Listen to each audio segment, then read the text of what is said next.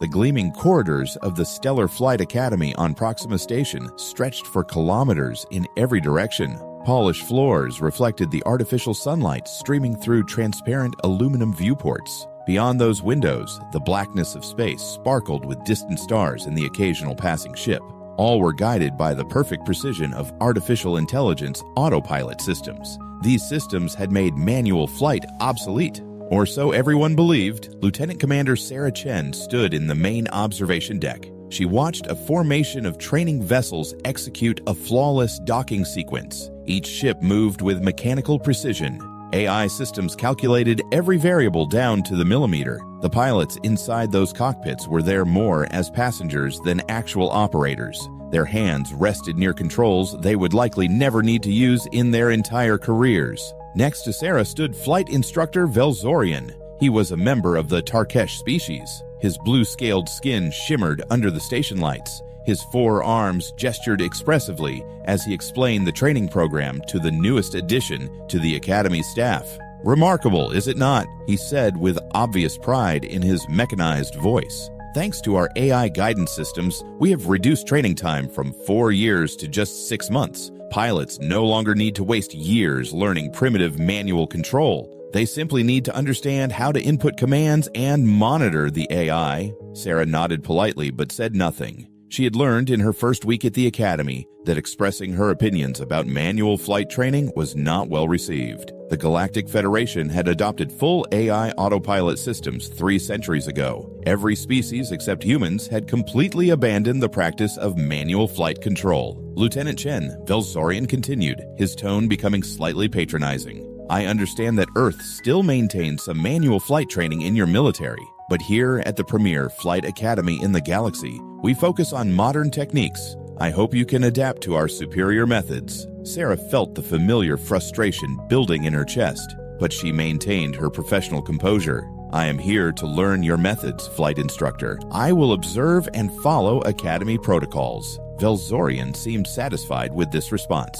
"Good, good. Now let me show you the simulation chambers where we train our cadets in emergency procedures." The simulation room was vast. Hundreds of individual pods lined the walls. Each pod contained a comfortable seat and a neural interface helmet. The helmets connected directly to the trainee's brain. This allowed them to experience realistic flight situations while the AI handled all actual control inputs. A group of cadets was currently running through an asteroid field navigation drill. Sarah watched the monitors showing their progress. The AI systems guided each ship through the dense field of rocks with perfect precision. They avoided collisions by microseconds when necessary. The cadets simply sat and watched their screens. They occasionally acknowledged system alerts. "You see," Velzorian explained, "even in the most dangerous situations, our AI systems perform flawlessly. These cadets are learning to trust their systems. They monitor for anomalies and make strategic decisions. The actual flying is handled by intelligence far superior to biological reflexes." Sarah glanced at the simulation parameters. The asteroid field was moving in predictable patterns. The rocks were spaced with mathematical precision.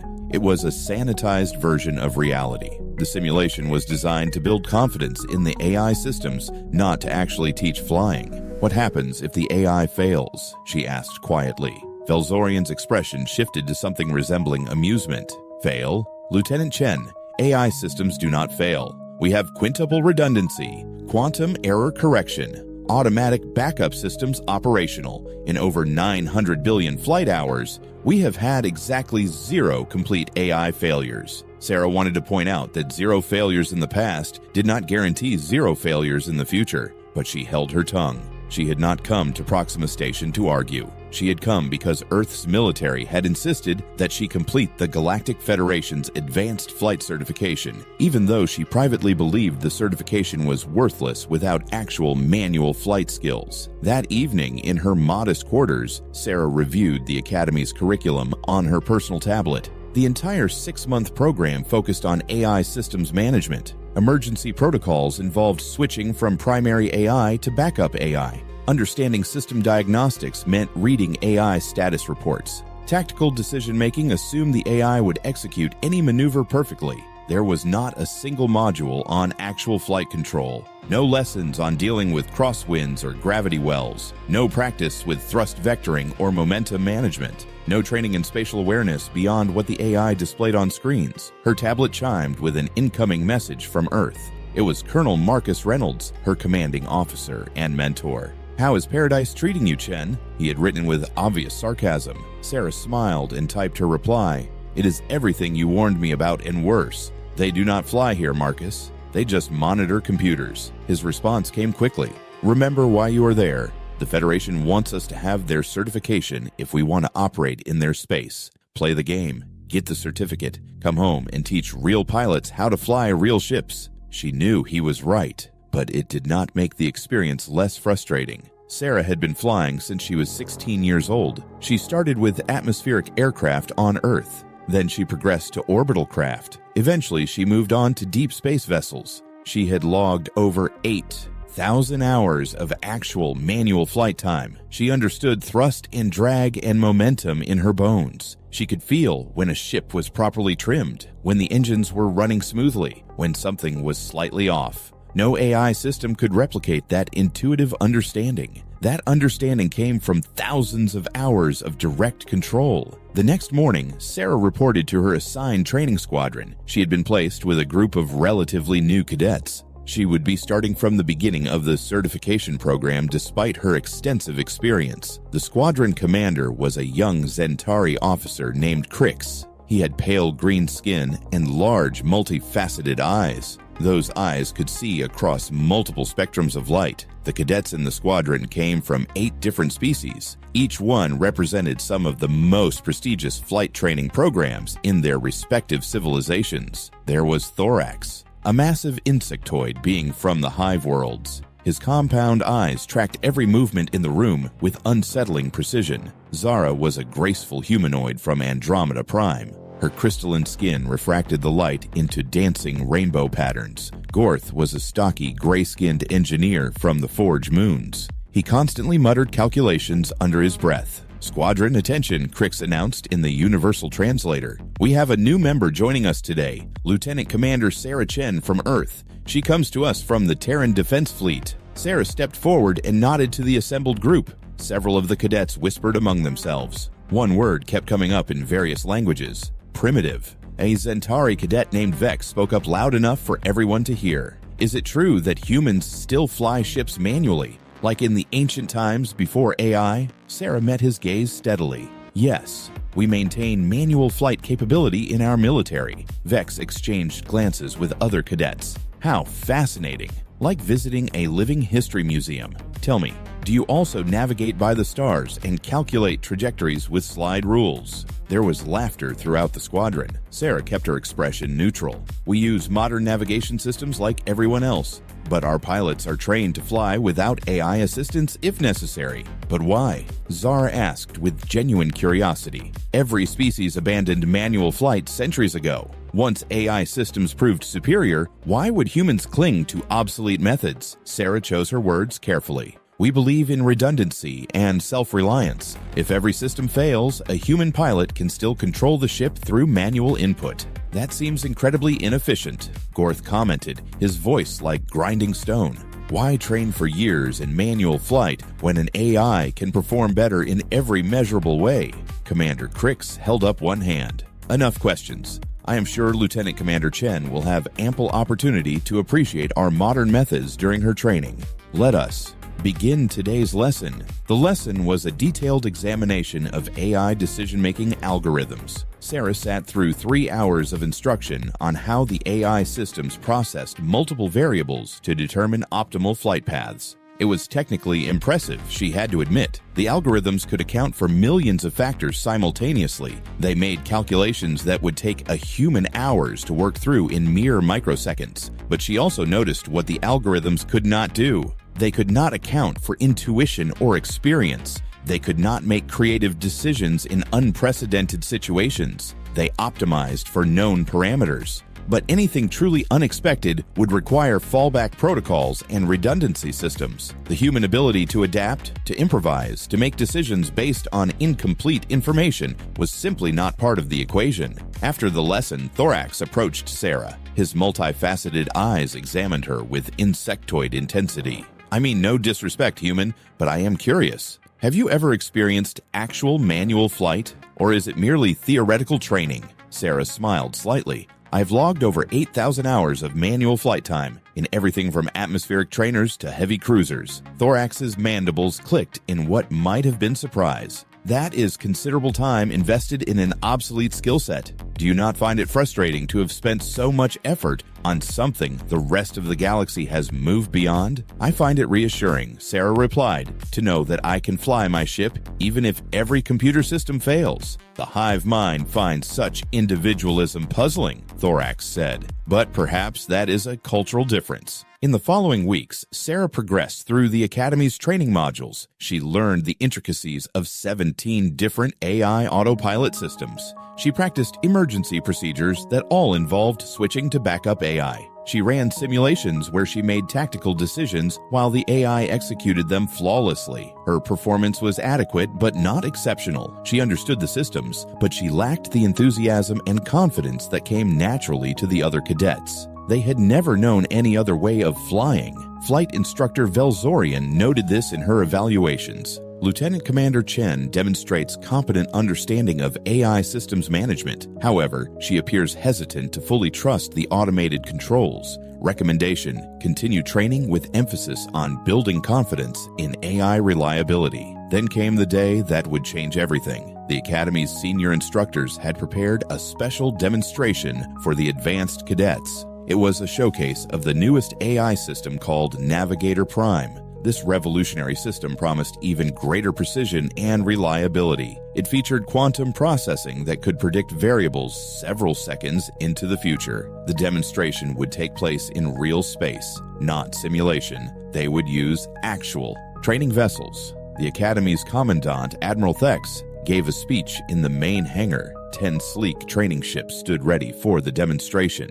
"Today you will witness the future of flight," he announced. His reptilian features were arranged in what his species considered a pleasant expression. Navigator Prime represents the pinnacle of artificial intelligence applied to space navigation. With this system, even the most dangerous maneuvers become routine. The selected pilots will execute a synchronized flight through the Proxima debris field, something that would have been considered extremely dangerous in the era of manual flight, but which our new AI will handle with perfect precision. Sarah stood among the crowd of cadets and instructors. She watched as 10 pilots from the advanced class boarded their vessels. The Proxima debris field was a region of space near the station. It was filled with fragments from an ancient destroyed moon. Thousands of metallic rocks ranging from pebble size to house size tumbled through space in chaotic patterns. It was used for advanced navigation training, but always with extreme caution and multiple safety protocols. Vex, the Zentari cadet who had mocked Sarah on her first day, was among the chosen pilots. He climbed into his cockpit with obvious pride. Clearly thrilled to be part of this prestigious demonstration, the 10 ships launched in perfect formation.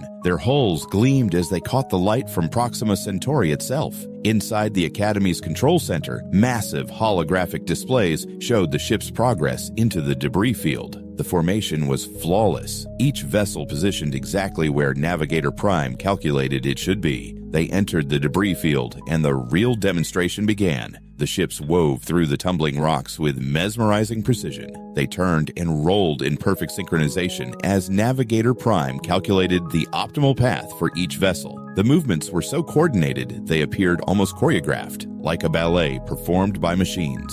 It was genuinely impressive, Sarah had to admit. Watching the displays, she could see asteroids missing the ships by mere meters. The AI predicted their trajectories and threaded impossible needles. These maneuvers would have required intense concentration from even the best manual pilots. The command center erupted in applause as the formation executed a particularly dramatic maneuver. The ship slid through a narrow gap between 3 large rotating asteroids. Flight instructor Velzorian stood beside Sarah. "You see, Lieutenant Commander, this is why manual flight is obsolete. No biological pilot could perform with such precision. Sarah did not respond. Her eyes were fixed on one of the display panels. Something had caught her attention, a subtle flicker in the data stream feeding from Ship 7, Vex's vessel. "Do you see that?" she asked, pointing to the anomaly. Velzorian glanced at the screen. "I see normal, operational data. All systems green." Sarah frowned. The refresh rate on his navigation data just stuttered for 0.03 seconds. Velzorian waved a dismissive hand. "Insignificant. Network lag happens all the time. The systems compensate automatically." But Sarah's instincts were screaming at her. She had seen enough system failures in her career to recognize the warning signs. The flicker happened again, this time on Ship 3, then Ship 9. "Something is wrong," Sarah said more urgently. "I think Navigator Prime is experiencing cascading errors." Velzorian's expression became annoyed. "Lieutenant Commander, please do not let your unfamiliarity with advanced AI systems cause unnecessary alarm. The quantum error correction protocols would detect and resolve any actual problems." Sarah watched the displays with growing dread. The flickers were spreading, more ships showing brief data interruptions. The pattern was exactly what she would expect from a cascading system failure. One error created conditions for more errors in a feedback loop that could rapidly spiral out of control. She pushed past Velzorian and went directly to the command console. Admiral Thex was observing the demonstration. "Admiral, with respect, I believe Navigator Prime is experiencing a critical malfunction. We need to abort the demonstration immediately." Admiral Thex turned his massive reptilian head to regard her with cold eyes. "And who are you to make such an assessment?" "Lieutenant Commander Sarah Chen, Earth Defense Fleet. I am seeing signs of cascading errors in the navigation data streams. The ships need to switch to backup systems now." Thex's expression remained unchanged. "I have been commanding space operations for 40 years, human. I think I can recognize a system malfunction. Navigator Prime is functioning perfectly. Your inexperience with advanced AI is showing." But Sarah did not back down. "Sir, I have 8,000 hours of manual flight time. I have seen system failures before. The pattern in that data is exactly what happens before a catastrophic cascade." Before Admiral Thex could respond, alarms began blaring throughout the command center. Red warning indicators lit up across multiple displays. Technicians rushed to their stations, shouting reports. Navigator Prime has gone offline. Ship 7 is not responding. Ship 3 reports control system failure. Ship 9 has lost attitude control. The command center descended into controlled chaos as the full scope of the problem became apparent. All 10 ships in the debris field had simultaneously lost their AI navigation systems. The backup systems, which were slave to the same quantum processing core, were also offline. The ships were drifting in one of the most dangerous regions of space without any automated guidance. Admiral Thex's face had gone pale. His mouth opened and closed wordlessly. Flight Instructor Velzorian stared at the displays in horror. "This is impossible," he whispered. "The redundancy systems, the quantum error correction, impossible." Sarah was already moving to a communication station. She opened a channel to all 10 ships. "This is Lieutenant Commander Chen. All vessels, switch to manual control immediately. You need to fly yourselves out of the debris field." There was a long silence. Then Vex's panicked voice came through. "We do not know how, human. Earth ships have manual controls. Our vessels do not have the interface. We cannot fly without navigator." Sarah felt ice water flood her veins. The training ships had been designed with full AI dependence. There were no manual control sticks, no throttle levers. The pilot's inputs went through computer interfaces that translated commands to the AI. The ships could technically be controlled manually, but it required directly interfacing with the propulsion and maneuvering systems through complex command codes, not through intuitive physical controls. On the displays, the 10 ships continued drifting. One of them clipped a small asteroid, sending it into a spin. Another ship tumbled past it, missing a collision by less than 5 meters. The debris field was unforgiving. Even small impacts at orbital velocities could be catastrophic. "Get me a damage assessment," Sarah ordered. The technicians scrambled to comply. One of them looked up with a stricken expression. "Lieutenant Commander, all 10 ships suffered electromagnetic pulse damage when Navigator Prime crashed. The EMP was not strong enough to destroy their systems, but it has disrupted all long-range communications. They can receive our transmissions, but they cannot respond." And we cannot upload new control software remotely. Another technician added urgently. 3 of the ships have minor hull breaches from debris impacts. Their environmental systems are compensating. But if they take more damage... Admiral Thex had recovered enough to start giving orders. Deploy recovery vessels immediately. We need to get tow lines on those ships before... Before what? Sarah interrupted, her mind racing. A recovery vessel cannot navigate the debris field fast enough. Those pilots will be dead before it reaches them. There is only one option.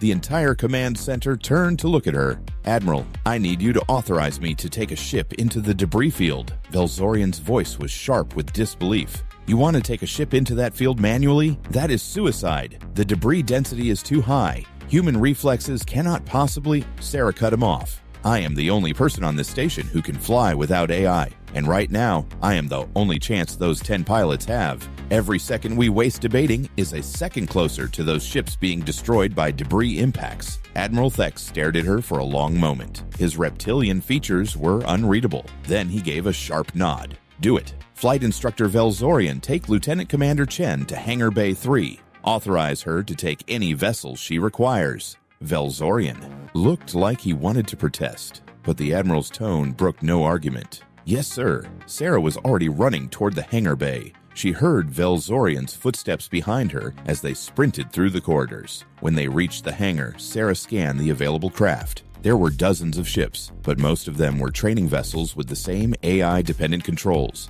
She needed something different. There, Sarah pointed to a battered-looking cargo hauler sitting in the corner of the hangar. That is a Terran-built ship. It will have manual controls. Velzorian checked his tablet. You are correct. That is the SS Endeavor, an Earth-registered cargo vessel currently docked for maintenance. Lieutenant Commander, that ship is 40 years old. Its systems are obsolete, and it is not rated for high-speed maneuvering. It is perfect, Sarah said. She ran to the ship's airlock and cycled it open. The interior was exactly what she expected, worn but functional, with physical controls throughout the cockpit. She slid into the pilot seat. Her hands flew across the pre-flight checklist with practiced efficiency. Velzorian appeared in the cockpit doorway. His expression was a mixture of concern and disbelief. This is madness, Chen. That debris field requires precision beyond human capability. Even with manual controls, no pilot could navigate it alone. Sarah's fingers danced across the control panels, bringing systems online one by one. Then those 10 pilots are already dead, and I am wasting my time here. Is that what you are telling me, Flight Instructor? Velzorian had no response. Sarah continued her pre-flight. The old ship's engines rumbled to life with a deep vibration. She could feel it through the deck plating. The sound and feel of actual mechanical systems, something no modern ship bothered with. She checked her fuel levels, her maneuvering thruster pressure, her structural integrity, all the things a pilot needed to know when they could not rely on an AI to monitor everything. Clearance to launch, Sarah called out. Velzorian hesitated for just a moment. Then he spoke into his communicator. Hangar Control, this is Flight Instructor Velzorian. Authorize immediate launch for SS Endeavor. Emergency rescue operation. Override all standard departure protocols. The hangar bay doors began to open. They revealed the star field beyond. Sarah advanced the throttle. She felt the ship respond to her input. The connection between pilot and machine, something she had missed for weeks at the academy. There was no AI mediating her commands, no computer deciding how to interpret her intentions, just direct control, the way flying was meant to be. Endeavor, you are clear for departure, came the voice of Hangar Control. Good luck, Lieutenant Commander. Sarah took a deep breath and pushed the throttle forward. The old cargo hauler shot out of the hangar bay and into open space. She immediately rolled the ship 90 degrees and fired the port. Thrusters to adjust her vector toward the debris field. The movements were rough compared to AI-controlled flight. The ship shuddered and jerked, but it responded instantly to her inputs. Inside the command center, Admiral Thex and the assembled officers watched in stunned silence. The sensor display showed the Endeavor accelerating toward the debris field. The ship's flight path was not the smooth, optimized curve an AI would have calculated. It was rougher, more aggressive, with constant micro-adjustments from the manual controls. She flies like one possessed, Thorax observed. His compound eyes tracked the data with fascination. Not possessed, Sarah replied over the open comm channel. Everyone could hear her. Just flying, the way it is supposed to be done. She entered the debris field and immediately had to throw the ship into a hard roll to avoid a tumbling fragment of rock.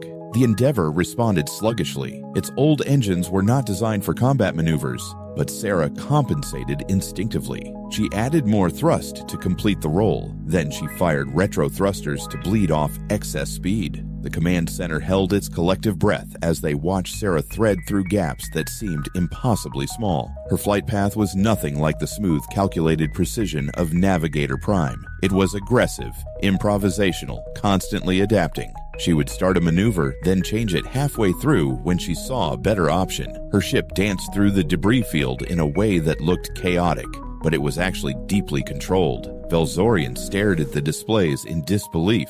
She is calculating all of that in real time, predicting asteroid trajectories, accounting for momentum and thrust vectors, all in her head.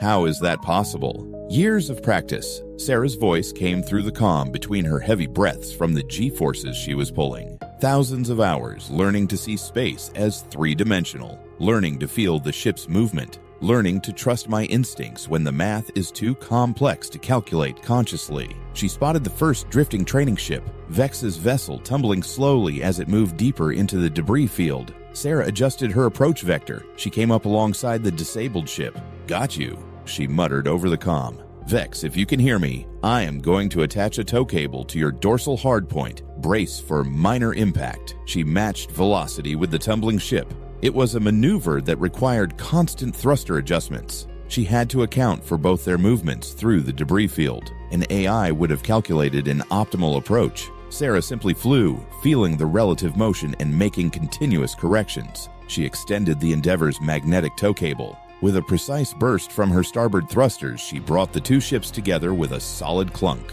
Tow cable attached, Sarah announced. Beginning extraction, she fired the main engines. The Endeavour lurched forward, dragging the training vessel behind her. The additional mass made the ship handle like a drunk elephant, but Sarah compensated. She added more lead time to her maneuvers. She used more aggressive thruster burns. She wove through the debris field, pulling Vex toward safety. But the journey out was slower than the journey in. Burdened by the training vessel, each course correction took more time, required more thrust. She could feel the fuel reserves dropping with each maneuver. The Endeavour had not been fueled for extended operations. She was burning through her supply at an alarming rate. In the command center, a technician called out, "Lieutenant Commander, your fuel levels are approaching critical. She will not have enough to extract all 10 ships." Sarah heard this over the comm, but she did not reduce her throttle. "I will extract as many as I can." She brought Vex's ship out of the densest part of the debris field. She released the tow cable once they were in relatively clear space. "Vex, you are in a safe zone. Recovery vessels will reach you in 15 minutes. Then, without waiting for a response, she threw the Endeavour into a hard turn and accelerated back into the debris field. The command center erupted in protests. Admiral Thex's voice came through clearly. "Lieutenant Commander, you do not have enough fuel for 9 more extractions. You must wait for additional recovery vessels." Sarah ignored him. She had already spotted the second ship, the one that had been tumbling after the debris impact. Its rotation had worsened, now spinning on multiple axes as it caromed off smaller rocks. This extraction would be even harder. Matching the complex tumbling motion would require perfect timing. She approached from below the spinning ship. Her eyes tracked its rotation pattern. 3.2 seconds per full rotation, she muttered, calculating the timing she would need. She had to attach the tow cable at exactly the right moment in the spin cycle, or risk ripping the hardpoint off the training vessel's hull. The Endeavour shuddered as a small rock bounced off the dorsal hull plating, a reminder of how dangerous every second in the debris field was. Sarah dismissed the damage indicator that flashed on her screen. A minor hull breach meant nothing if she could not extract these pilots. She waited, watching the spinning ship, counting the rotations in her head, feeling the rhythm. Now she fired her thrusters hard, bringing the Endeavour in fast. The tow cable extended. She had a half-second window. The two ships came together. The magnetic clamp engaged perfectly. "Second ship secure," Sarah announced. She was already accelerating toward safety. She pulled the tumbling vessel out and released it near where Vex's ship waited. Then she immediately turned back. The command center had gone quiet. Everyone was watching in disbelief as Sarah returned to the debris field for a third time. Her fuel reserves were now critically low. The computer was flashing red warnings that she completely ignored. She extracted the third ship using a dangerous slingshot maneuver around a large, tumbling asteroid to conserve fuel. It saved her enough propellant to reach the fourth ship, but now her reserves were below 10%. The fourth extraction nearly ended in disaster. As Sarah was pulling the ship out, her starboard engine stuttered, running on fumes. She switched to the port engine and overcharged it. She accepted the overheat warnings to maintain thrust. She got the fourth ship to safety, but now the Endeavour was running on backup fuel reserves. Those were designed only for emergency maneuvering, not sustained flight. Lieutenant Commander, this is Admiral Thex. You have done remarkably well, but you must return now. You have saved 4 pilots. That is more than anyone thought possible. Sarah looked at her fuel gauge, at the damaged engine indicators, at the debris field on her screens where 6 more ships drifted helplessly. Negative, Admiral. I can reach at least 1 more, maybe 2. She pushed the protesting ship back into the debris field. The Endeavour was flying rough now. The damaged engine caused asymmetric thrust that required constant compensation. She found the 5th ship. She pulled it out with no fuel to spare for finesse. Just brutal acceleration that pushed her old ship to its structural limits. As she released the 5th ship, she checked her fuel gauge. 3% remaining. Not enough to extract another ship. Probably not enough to get herself out of the debris field to a safe distance for recovery vessels to reach her. Flight Instructor Velzorian's voice came through the comm. Lieutenant Commander, you have exceeded all expectations, but you must preserve yourself. Return to the station while you still can. Sarah looked at the 6 remaining ships on her sensors. She thought about the pilots inside them, young cadets like Vex who had mocked her for maintaining obsolete skills. Those same skills were now their only hope for survival. She thought about her own training, the years she had spent learning manual flight, the countless hours practicing maneuvers until they became instinct. All of that had led to this moment. Not so obsolete now, she said quietly. She plotted a course to the 6th ship, the one furthest into the debris field, the one no one else would be able to reach for at least 30 minutes. By then, the ship might have collided with a large asteroid or drifted into an even more dangerous region. With no AI, no safety net, just her skills and a dying ship, Sarah flew the Endeavour deeper into the debris field than she had gone before. The asteroids were denser here. The tumbling rocks moved in chaotic patterns that defied prediction. She could not plan her route. She simply reacted, flowing through the gaps as they appeared. Trusting her instincts completely, the training vessel came into view. Sarah's heart sank.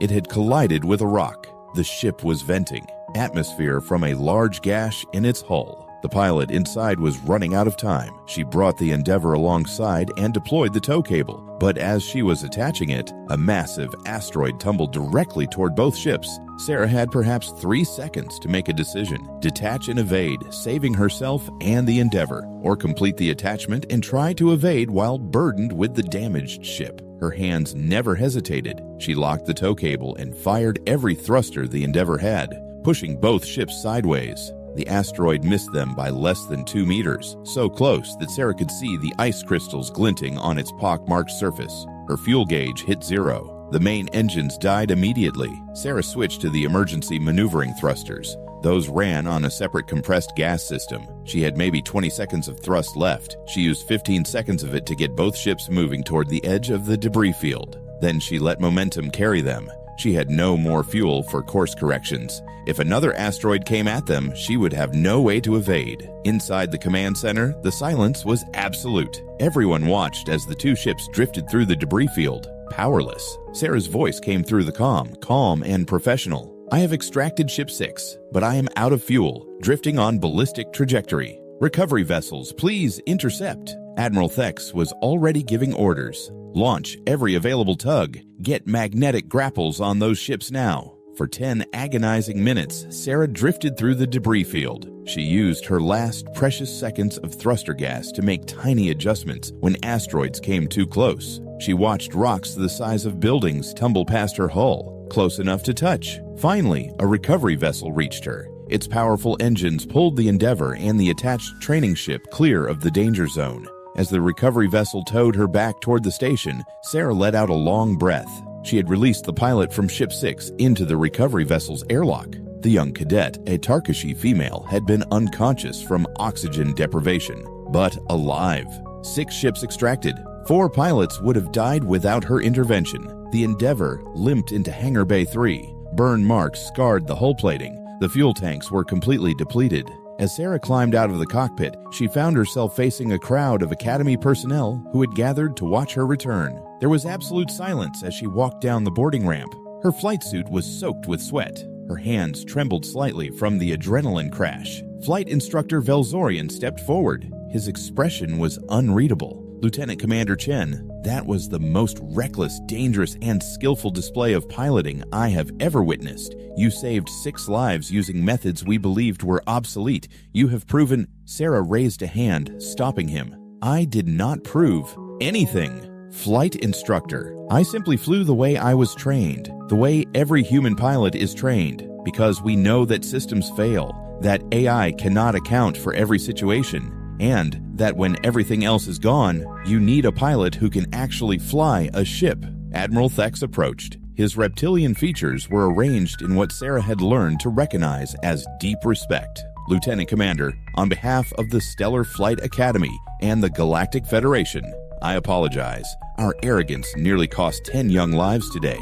You have taught us a lesson we desperately needed to learn. Over the following days, the Academy underwent a dramatic transformation. Emergency meetings were held with officials from across the Federation. The incident with Navigator Prime was thoroughly investigated, and the findings were sobering.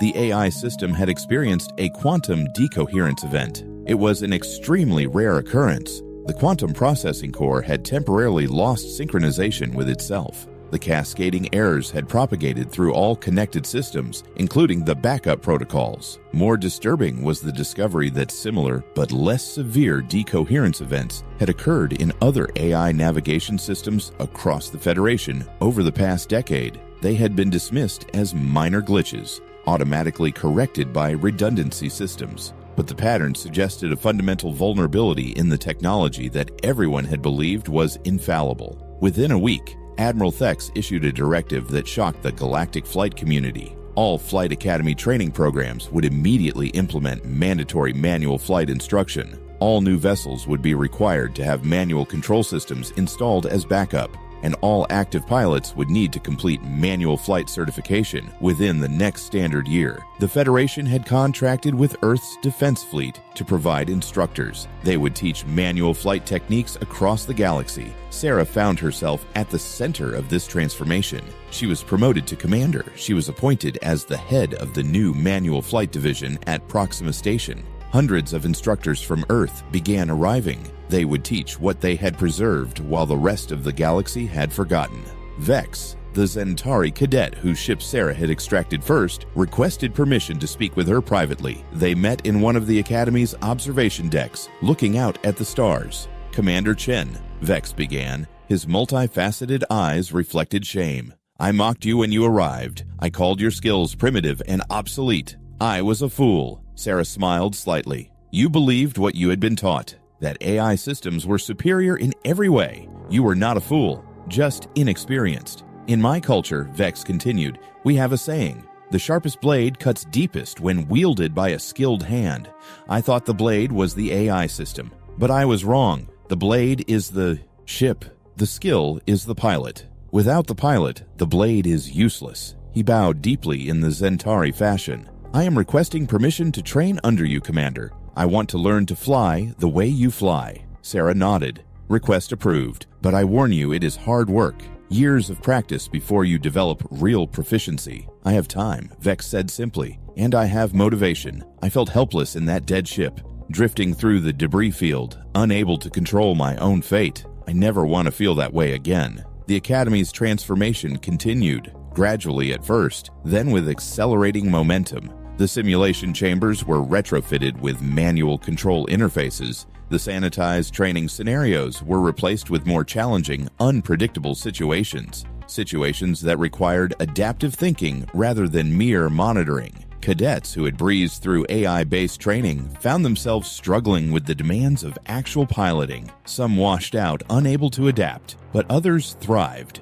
They discovered abilities they had never known they possessed. Thorax, the massive insectoid, proved to have exceptional spatial awareness. His compound eyes gave him an advantage in tracking multiple objects simultaneously. Zara's crystalline biology allowed her to process visual information at incredible speed. This made her reactions faster than most species. Gorth's engineering background helped him understand the physical principles of thrust and momentum. This gave him an intuitive grasp of orbital mechanics. 6 months after the Navigator Prime incident, the Stellar Flight Academy held its first graduation ceremony. The graduates had completed both AI systems management training and manual flight certification. The ceremony was attended by officials from across the Federation. They watched with interest as the new generation of pilots demonstrated their skills in a live flight exhibition. 20 ships launched from the Academy.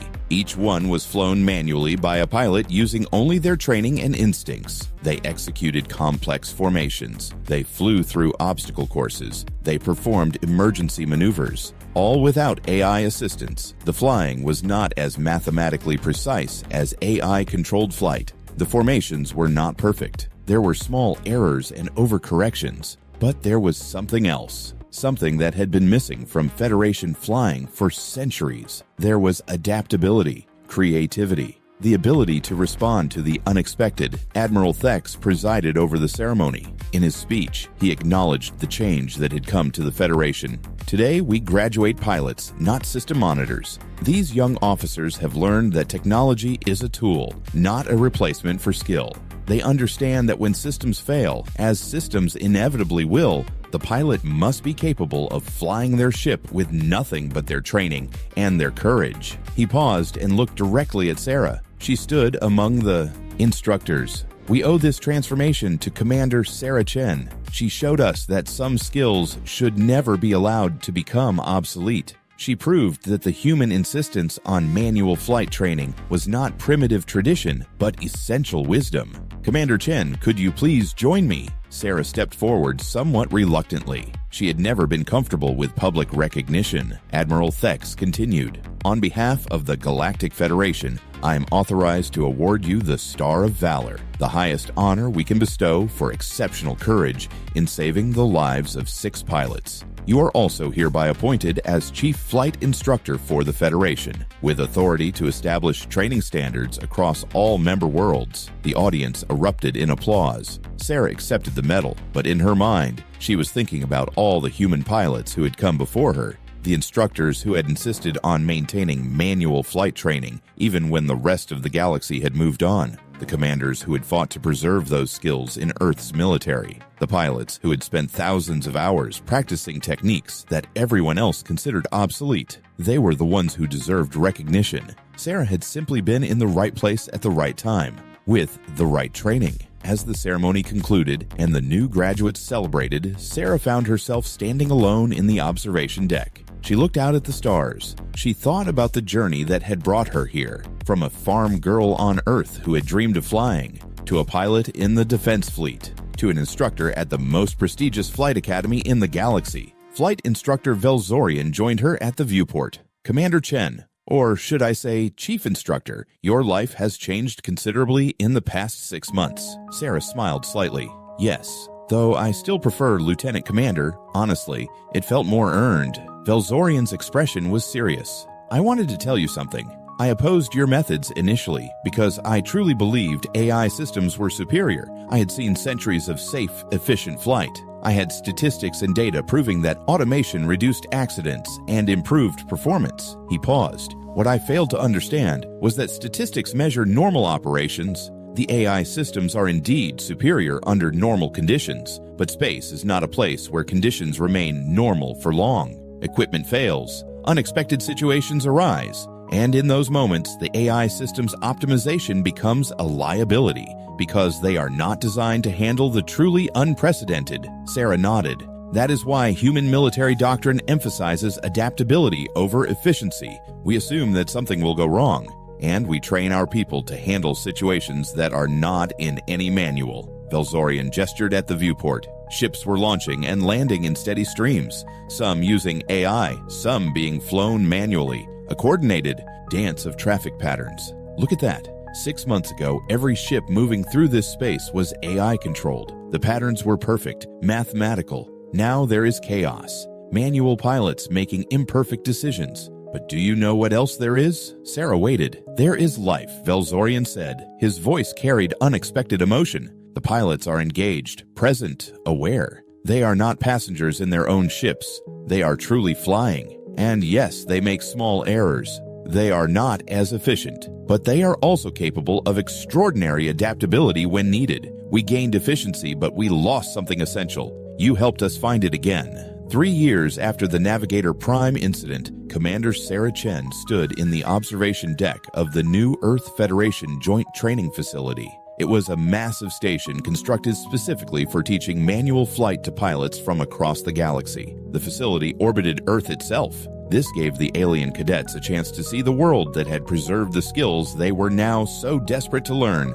The Academy had graduated over 5,000 pilots in those 3 years. Each one was certified in both AI systems management and manual flight control. Accident rates had actually decreased despite initial fears. Pilots were now better equipped to handle emergencies. The transformation had been so successful that several species were now developing their own manual flight training programs. They built on the foundation that Earth had established. Sarah watched a formation of mixed species pilots executing a complex orbital insertion maneuver completely manually. Their approach was imperfect. Each pilot added their own small variations to compensate for different perception speeds, reaction times, and cognitive processes. The formation was messy by AI standards, but it was also beautiful in its organic adaptation. Lieutenant Commander Marcus Reynolds, now promoted to Colonel, approached her with a datapad in hand. "You have got a message from Fleet Admiral Zhang. She wants to know if you are ready to come home. Take command of the new Advanced Flight Training Center on Luna." Sarah took the datapad and read the message. It was a significant promotion, an opportunity to shape the next generation of Earth's pilots on her homeworld. But she looked around the observation deck, at the dozens of species represented in the current cadet class, at the instructors from 20 different worlds working together to share knowledge, at the fundamental transformation in galactic flight culture that was still ongoing. "Not yet," she said. "I think my work here is not finished. We have made progress, but we are still in the early stages of this change. The Federation needs Earth's expertise and experience. I want to make sure this transformation is permanent before I move on." Colonel Reynolds smiled. "I thought you might say that. Fleet Admiral Zhang predicted you would turn it down. She says you can stay, as long as you feel you are needed. But she wants you to know that Earth is proud of what you have accomplished." Sarah felt a warmth in her chest. Earth had spent centuries being dismissed as primitive by the wider galaxy. They maintained traditions and skills that others considered obsolete. Now those same skills were being recognized as essential wisdom that needed to be relearned across the stars. The manual flight renaissance, as some were calling it, had done more for Earth's standing in the galactic community than any diplomatic initiative could have accomplished. They had proven their value not through military might or economic power, but by preserving something that mattered. That evening, Sarah visited the memorial that had been erected near the main hangar of the training facility.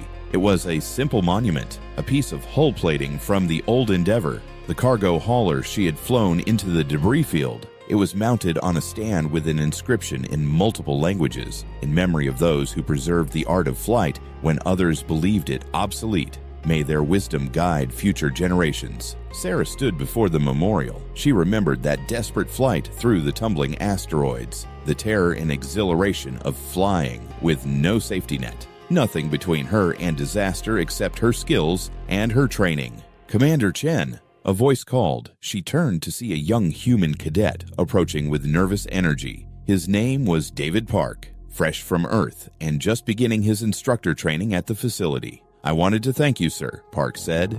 "Before I joined the Defense Fleet, I thought about becoming a civilian pilot. But everyone said AI pilots would replace human pilots within a decade. They said learning manual flight was a waste of time. But my grandfather had been a pilot, and he told me to trust in the value of real skills. He was right, and you proved it to the whole galaxy." Sarah smiled. "Your grandfather sounds like a wise man. What did he fly?" "Atmospheric cargo haulers," Park replied. "Nothing glamorous. But he always said that the most important skill a pilot could have was the ability to bring their ship home safely when everything went wrong. He believed that any pilot who could not fly their ship manually was not really a pilot at all, just a passenger with a fancy title. He was absolutely right, Sarah said. Tell me, cadet, what do you hope to accomplish as an instructor? I want to make sure that no species in the galaxy ever loses these skills again, Park said with conviction. What happened with Navigator Prime should never be allowed to happen again. Pilots should be pilots, not system operators. Sarah nodded. Then you are going to do well here. That is exactly the mindset we need. As Park walked away, Sarah reflected on how far things had come, from being mocked for clinging to obsolete traditions to training the instructors who would teach the next generation across the galaxy. The journey had validated not just her skills, but the entire philosophy that Earth had maintained despite pressure to conform to galactic norms. In her quarters that night, Sarah recorded a message to Fleet Admiral Zhang.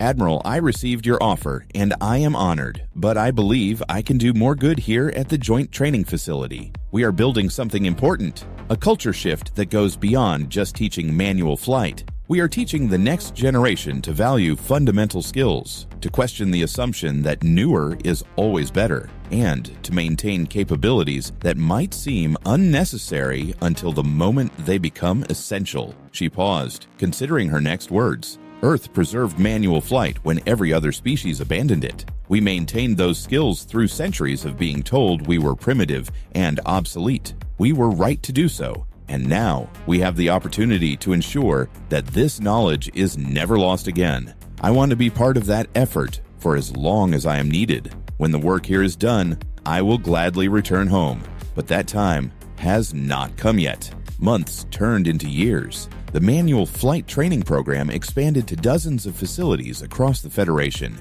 Entire fleets were retrofitted with manual control systems. Pilot certification requirements were rewritten. Textbooks were updated to include sections on manual flight theory and technique.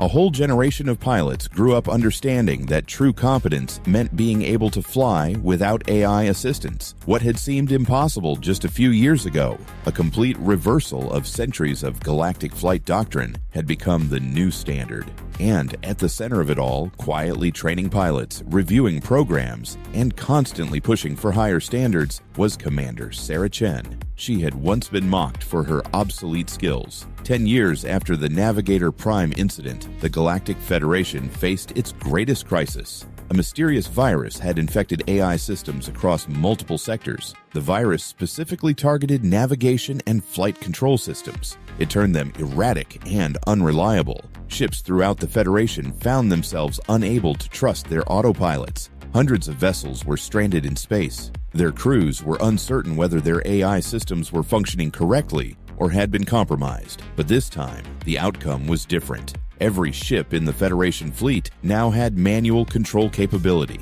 and pilots trained to use them. What could have been a catastrophic disaster that left millions stranded in space was instead a manageable crisis. Pilots simply switched to manual control and flew their ships to safety, using the skills they had been trained to maintain. Within weeks, the virus was contained. The compromised systems were cleaned, but the incident had driven home the lesson that some in the Federation still needed to learn. Systems fail. Redundancy is essential. And the most important, backup system is a competent pilot who can fly without assistance. Sarah received a personal message from Admiral Thex. He was now semi-retired but still influential in Federation politics. Commander Chen, I wanted you to know that today the Federation Council voted unanimously to establish the Chen Doctrine as official policy. The doctrine states that all critical systems must have manual backup capabilities, that all operators must be trained to perform their functions without AI assistance, and that the pursuit of efficiency must never eliminate fundamental competence. Your actions 10 years ago saved 6 lives. Today, those same principles saved millions. We are forever in your debt. Sarah read the message and felt a profound sense of satisfaction, not for the personal recognition, but for what it represented, a fundamental shift in how the galaxy thought about technology and skill. The idea that humans were primitive for maintaining manual flight had been completely reversed. Now they were seen as having wisdom that others had lost. The final vindication came 15 years after the Navigator Prime incident. Sarah was now a full admiral and chief of flight operations for the entire Galactic Federation. She received an unusual request from the Tarkeshi High Council. The Tarkesh were the species that had been most committed to full AI automation. They had not just abandoned manual flight, they had also eliminated manual control from most of their technology. Their entire civilization ran on AI systems. The request was simple. The Tarkesh wanted to send a delegation to Earth to study how human civilization maintained the balance between technological advancement and fundamental skills. They wanted to understand how humans had resisted the temptation to automate everything, how they had preserved craftsmanship and manual expertise across generations. Sarah agreed to host the delegation personally, and when the Tarkeshi arrived on Earth, she took them on a tour that had nothing to do with spaceflight. She took them to a farm where they watched humans planting crops by hand. Even though automated systems existed, she took them to a workshop where craftsmen built furniture using traditional tools and techniques. She took them to a school where children learned mathematics by working problems on paper before being allowed to use computers. Finally, she took them to a small airfield. Young pilots learned to fly in simple atmospheric aircraft with no automation at all, just stick, rudder, and throttle. Learning the basics of flight the way humans had learned for centuries. One of the Tarkeshi delegates, a philosopher named Zerath, watched a teenage girl execute a perfect landing in a small propeller-driven aircraft. The landing was not mathematically optimal. The approach was slightly high. The touchdown was a bit firm, but it was competent and safe. This is what we lost, Zerath said softly. Not just the ability to fly manually, but the entire philosophy behind it. You understand that mastery requires practice, that skills degrade without use, and that there are some things that should never be fully automated because the process of doing them manually is what builds competence. Sarah nodded. Exactly. We did not preserve manual flight because we thought it was better than AI flight. We preserved it because we understood that pilots need to understand flying at a fundamental level if they are going to be competent even when using AI systems. You cannot appreciate what the AI is doing if you do not understand how to do it yourself. Zerath looked at Sarah with deep respect. Your species was mocked for being primitive, for clinging to obsolete traditions, but you were actually being wise in ways the rest of us had forgotten. You maintained a connection to fundamental skills that we had severed in our pursuit of efficiency. And when crisis came, you had capabilities that no one else possessed. Sarah smiled slightly. We were not being wise. We were just being human. Humans are stubborn. We do not like being told that the old ways are obsolete. We want to try things ourselves, to maintain skills that might be useful someday. That stubbornness saved us, and then it saved you. The Tarkeshi delegation returned home, and within a year, their civilization began a massive initiative to reintroduce manual skills across their society. They started teaching their children to do mathematics by hand, to build things with tools, to understand the fundamental principles behind the technologies they used. The transformation spread from the Tarkesh to other species, each one recognizing that in their rush to embrace automation, they had lost something essential. Sarah Chen retired from active service at the age of 70. She had served the Federation for over 40 years. The retirement ceremony was attended by representatives from every member species of the Federation. Thousands of pilots whose lives and careers had been shaped by the manual flight revolution. Admiral Sarah Chen, Fleet Admiral Zhang said in her speech, reading from prepared remarks, "On behalf of Earth and the Galactic Federation, I present you with the Founder's Medal for lifetime achievement in service to galactic civilization. You took skills that were dismissed as obsolete and proved their essential value. You transformed an entire civilization's approach to technology and competence, and you saved countless lives through your dedication to excellence." But Zhang set aside her prepared remarks and spoke from the heart. "What I want to say is simpler than all that formal language. Sarah, you were stubborn when everyone told you to give up the old ways. You insisted on maintaining skills that seemed useless. You refused to accept that newer was automatically better. And you were right. Thank you for being stubborn." Sarah accepted the medal and stepped to the podium to address the assembled crowd. "I am honored by this recognition. But I want to be clear about something. I did not invent manual flight. I did not create new knowledge or develop revolutionary techniques. I simply maintained skills that already existed, skills that humans had preserved for generations. What I did was refuse to let those skills die, and when the moment came, I used them. That is all. The real heroes are the instructors who taught me, the commanders who supported manual flight training when it was considered wasteful, the pilots who practiced their skills even when no one else saw the value. They are the ones who made it possible for me to fly into that debris field and extract those pilots 15 years ago. She paused and looked out at the audience. It was filled with pilots from dozens of species, all of them trained in manual flight, all of them carrying forward the tradition that had almost been lost. The lesson I hope we all remember is this: something should never become obsolete, not because they are better than new methods, but because they represent fundamental competence that we cannot afford to lose.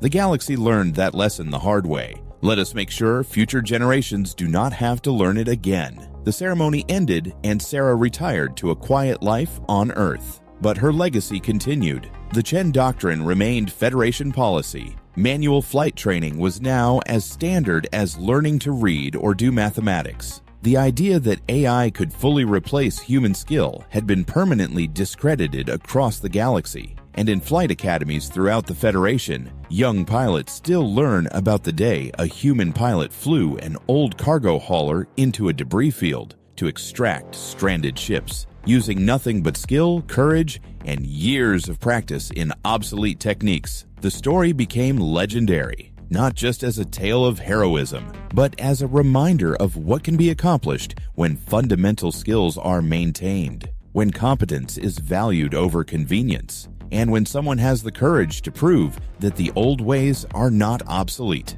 They are essential. 20 years after the Navigator Prime incident, Commander David Park stood before a new class of cadets. He was now himself an instructor at the Joint Training Facility. He began his first lecture with a story. There was once a time when manual flight was considered primitive, when pilots believed that AI systems had made their skills obsolete, when the entire galaxy had forgotten how to truly fly. He smiled, and one human pilot proved them all wrong. Now your job is to make sure we never forget again. The cadets listened intently as Park told them about Sarah Chen, about the debris field, about 6 ships extracted on zero fuel, about the transformation that followed. And as he spoke, the story that had become legend continued to inspire a new generation of pilots. They understood that some skills transcend technology, that true competence cannot be automated, and that the most important backup system is not a machine. It is a well-trained human being who knows how to fly.